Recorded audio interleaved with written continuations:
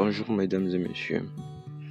Alors aujourd'hui, nous allons parler brièvement de la planification des ressources humaines.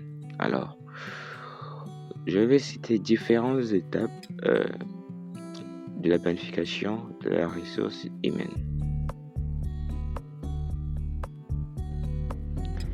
Alors, mon travail se structure comme suite. D'abord, nous allons définir la planification des ressources humaines. Ensuite, nous allons citer les différentes étapes de cette planification, à savoir l'analyse de l'environnement externe et interne, la provision de la demande en RH. La provision de la demande en RH, c'est comme si on cherche la demande en travail, en quelque sorte. La provision de l'offre en RH, c'est comme si on analyse l'offre du travail. L'analyse de l'écart, gap analysis. Mise en œuvre et évaluation. Alors, on poursuit. Ainsi, nous allons d'abord définir qu'est-ce que c'est la planification des ressources humaines avant de passer à la suite. Alors, rapidement, la définition dit ceci. La planification des ressources humaines est un processus stratégique par lequel une organisation anticipe, gère les mouvements des employés vers, au sein et en dehors et hors de l'organisation, comme ils ont écrit là-bas, en dehors, ou bien hors, bon, pourquoi pas.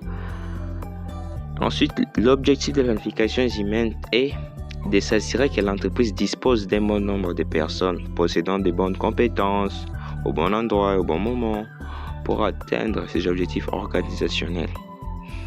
Donc par là, on comprend que l'objectif de la planification, c'est juste de s'assurer d'avoir des effectifs nécessaires et que ces effectifs soient compétents. Donc, la planification, c'est un processus stratégique par lequel une organisation anticipe et gère les mouvements de ses employés au sein de l'organisation. Ensuite, les étapes. L'étape 1, on va analyser l'environnement externe et interne de l'organisation. On va évaluer les tendances du marché du travail, l'économie, l'alimentation, ainsi que les objectifs stratégiques de l'entreprise, sa culture, sa structure et ses ressources. Je reviens sur un point important avant de passer à un autre, la culture. La culture d'une entreprise peut être très importante. Imaginons que tu veux rejoindre une entreprise qui n'accepte que les musulmans. Alors la question de culture prend alors toute son importance. La provision de la demande en ressources humaines. On va tout simplement estimer les besoins futurs en personnel en fonction des objectifs de l'entreprise. Par exemple, une expansion, de nouveaux projets, l'objectif de production. Cela peut être fait à l'aide de méthodes qualitatives ou quantitatives. Ça aussi, on a vu ça en cours.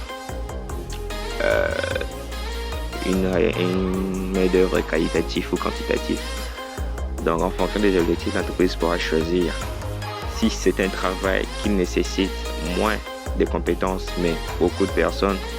Alors, l'entreprise sait comment elle va gérer sa demande en offre et le recrutement de ses employés.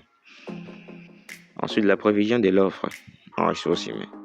Évaluer les ressources humaines disponibles à l'intérieur de l'organisation et à l'extérieur. À l'intérieur de l'organisation, on va voir les effectifs actuels, les départs prévus, les promotions internes. Je reviens sur le point des promotions. En cas de promotion, on peut dire que si on avait une équipe qui agit sur les terrains de 10 personnes, l'un d'eux a été promu. Quand il est promu, son équipe devient en sous-effectif. Quand ils sont à 10, il reste à 9. Alors, c'est pourquoi il faut aussi faire évaluer les ressources disponibles à l'intérieur. Et que la promotion peut créer un creux qu'il faudra combler par la suite. L'analyse de l'écart, gap analysis. Alors, on va tout simplement comparer la demande future et l'offre future pour identifier les pénuries ou excédents des personnels. Alors, ensuite, on a différentes situations qui peuvent arriver. On peut être en situation de pénurie, plus de demandes que d'offres. Autrement dit, beaucoup des entreprises cherchent des travailleurs, alors qu'il n'y en a pas beaucoup. Excédent, plus d'offres que de demandes. Élaboration de plans d'action. On va développer des stratégies pour combler les écarts identifiés. En cas de pénurie, on va recruter. En cas de pénurie de personnes, on va recruter. En cas d'excédent, on va licencier. Bon, des départs volontaires, des retraites anticipées, des réductions d'heures, des redéploiements. La mise à l'œuvre de l'évaluation. C'est le dernier point de ce travail. Alors, ça va juste consister à mettre en œuvre les plans d'action et suivre leur efficacité pour s'assurer qu'ils atteignent les objectifs fixés. Voilà, je pense que c'est tout. Je vais m'arrêter là. Pour votre vidéo, vous devrez structurer vos explications autour de ces étapes en illustrant les exemples concrets. Vous pouvez utiliser des diapositives simples ou schématiser le processus. C'est à propos de ce que j'ai accompli jusque-là. Je peux m'arrêter là, car je risque d'excéder les délais qui est de 5 minutes. Merci et bonne suite à tous.